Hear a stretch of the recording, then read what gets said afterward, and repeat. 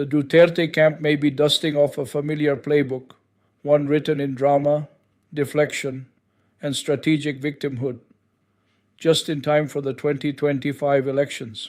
Recently, chaos unfolded outside the Duterte residence in Ecolan, Davao City. Supporters began gathering after rumors of a police raid started circulating. The narrative was quickly lit on fire by Congressman Paulo Duterte Pulong, who accused the Philippine National Police and its CIDG unit of harassment.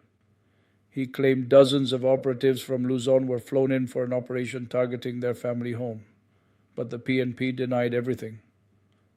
Brigadier General John Fajardo, the PNP spokesperson, stated point blank, there was no raid.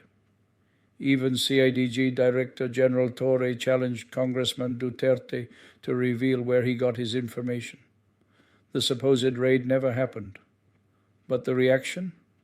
That's very real. Supporters flooded the area.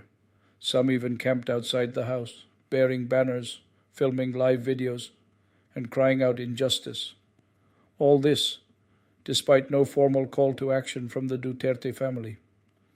And here's where the narrative takes a deeper, more calculated turn.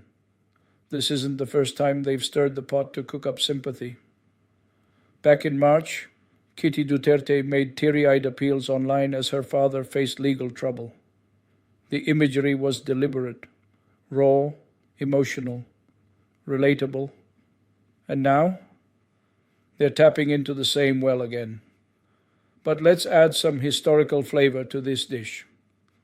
Years ago, the Duterte camp cleverly used an old house in the Expresso area to paint Rodrigo Duterte as the simple man of the people.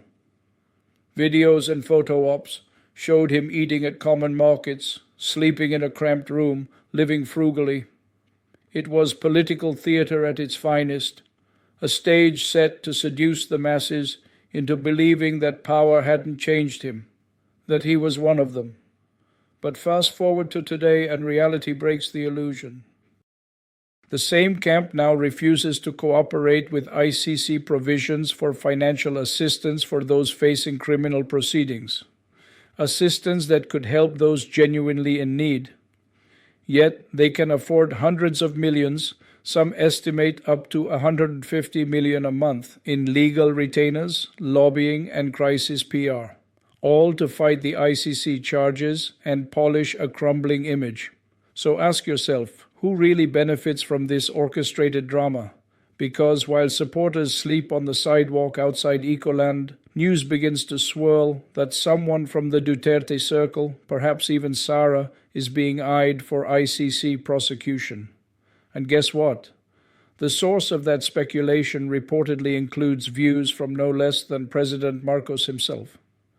Coincidence or coordinated chaos? This is the Duterte doctrine at work. Create a sense of siege, rally the faithful, flood the airwaves with emotion, then pivot to political redemption. It's a cycle, lathered in theatrics and timed perfectly with the electoral calendar. And it works. It worked in 2016. It helped sustain power through controversy, bloodshed, and international backlash. And now, in 2025, they're betting it can work again. But we have to be smarter. We have to look beyond the curated chaos and ask, is this really a family under attack? Or a calculated maneuver from political survivors who've mastered the art of narrative warfare? Thanks for watching this deep dive report from AngKampanero. If this breakdown gave you insight, show your support, like, comment, and share. Don't forget to subscribe for sharp, unfiltered truth in a time when spin is the currency of power. To our growing community, thank you for your trust. And to those who return every time, we see you, we hear you, and we'll keep bringing you the journalism you deserve.